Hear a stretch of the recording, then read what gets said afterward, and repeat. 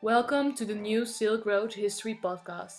In part 1, we saw how Emperor Yanglei became emperor and inaugurated a series of voyages to countries overseas to establish diplomatic relations and to engage in what was known as tribute trade. To that end, he ordered the construction of a massive fleet of several hundred vessels, including the so-called treasure ships, which were almost certainly larger than any ship ever before constructed. At the head of the fleet he placed Admiral Zheng, who had been his year-long companion. In the autumn of 1405, the fleet with 317 ships set sail on the first of its 7 voyages.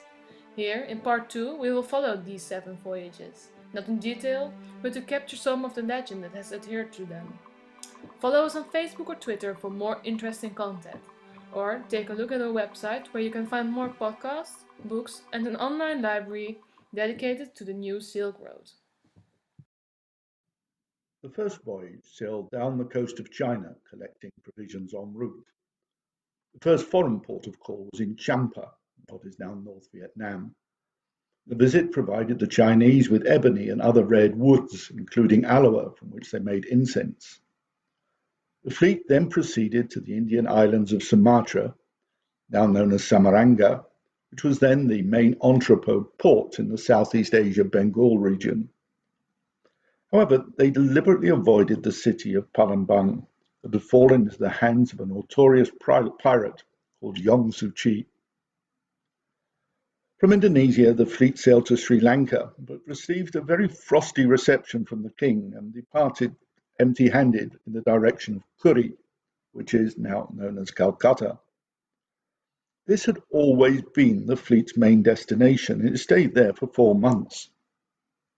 On the return journey, Zheng He decided to resolve the piracy problem in Palembang by attacking the pirates, destroying their fleet of 17 ships and annihilating the force of 5,000 troops. The fleet returned to China in the autumn of 1407 with envoys and tribute from 5 city-states. A few months later, the fleet set sail once more, but with only 68 ships recorded. And it's possible that only the major ships were actually now counted and the supply ships were just assumed to be there. The quick turnaround can best be explained by the need to capture the prevailing winds. The voyage followed much the same pattern as the first, except that the fleet detached itself from the rest to visit Siam in order to establish relations there and trade in the many hardwoods and spices, as well as tin, that the country offered. After a short stop in Sri Lanka to make donations at some Buddhist shrines, the voyage ended again in Puri, where the Chinese were able to attend the inauguration of its new ruler. The Chinese built a pavilion in the city and placed there a tablet with an inscription.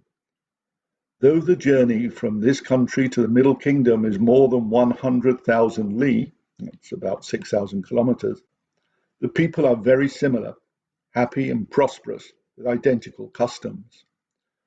We have here engraved a stone, a perpetual declaration for 10,000 ages. The fleet returned to China in the autumn of 1409 and departed almost immediately, this time with only 48 ships, or of course, possibly a few more. The third voyage also had Puri as its final destination, and it made the usual stops on the way. However, on the return journey, Zheng He stopped off in Sri Lanka, and it was now payback time. King Alagonakara had not only been respectful on the first voyage, but had tolerated piracy in the regions and had intended then to attack the Chinese fleet, but it had left on time. On this occasion, the king sent 50,000 troops to board and seize the Chinese fleet.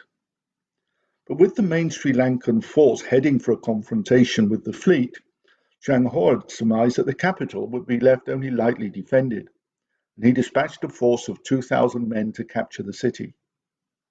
His forces succeeded not only in capturing the city, but also the royal family, and in defeating the main army when it came to rescue their king.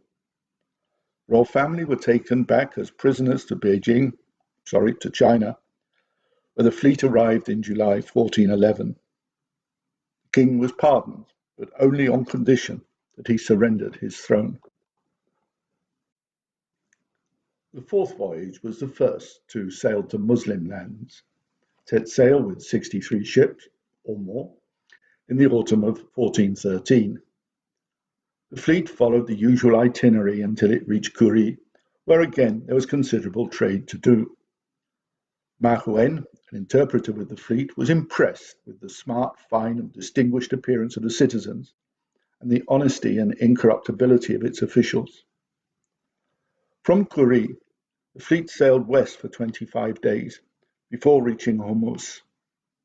The Chinese were well received, and the king sent a delegation back to the Ming court with many expensive products, including several famous Arab horses and a giraffe.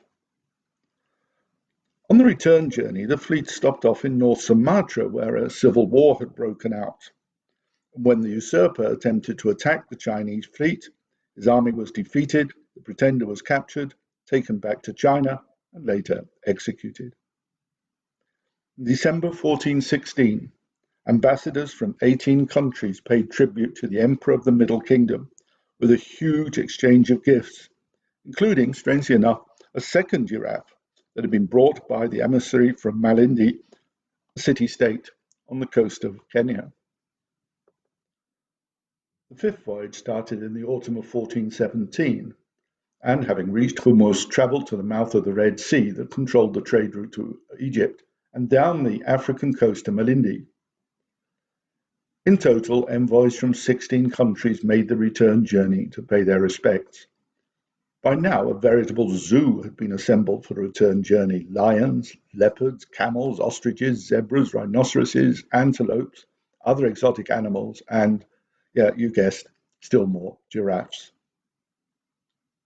The sixth journey, a smaller one, with 41 ships, covered much the same range of countries.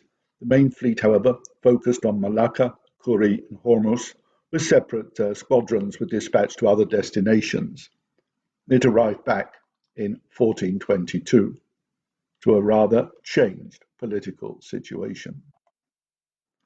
While the fleet had been away, Emperor Yongle had decided to suspend any further voyages since the Chinese troops were engaged in fighting the Mongols in the north. In 1424, the emperor died, but his successor confirmed the injunction. The fleet remained at anchor in Nanjing, serving as the city's garrison.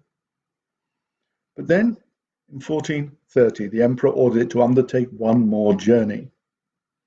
1431, the fleet set sail, arriving in Kuri in December and in Hormuz the following month. This was probably the most western end of that voyage, with the remaining ambassadors returning to their homes on Arab vessels. In July 1433, the fleet was home once more. It was to have been its final voyage. So, why did it all come to an end? Well, the main reason for suspending such voyages was one of cost. During his reign, Yongle had two other pet projects.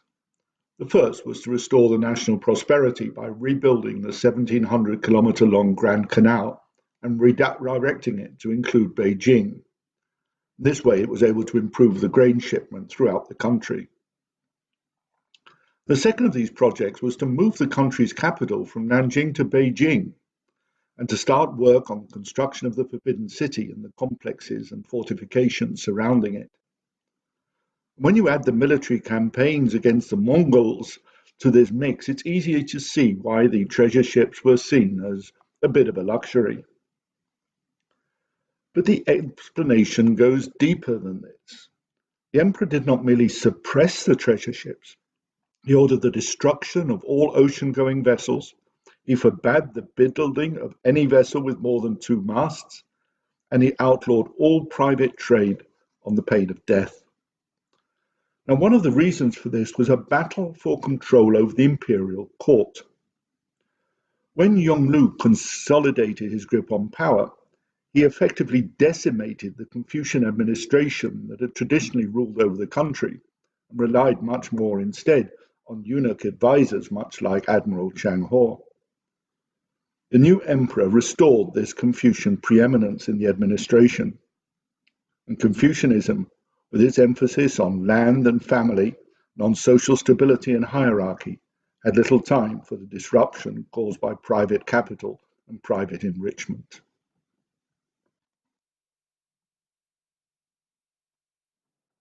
So what remained of all of this? Well, at one level, not really very much.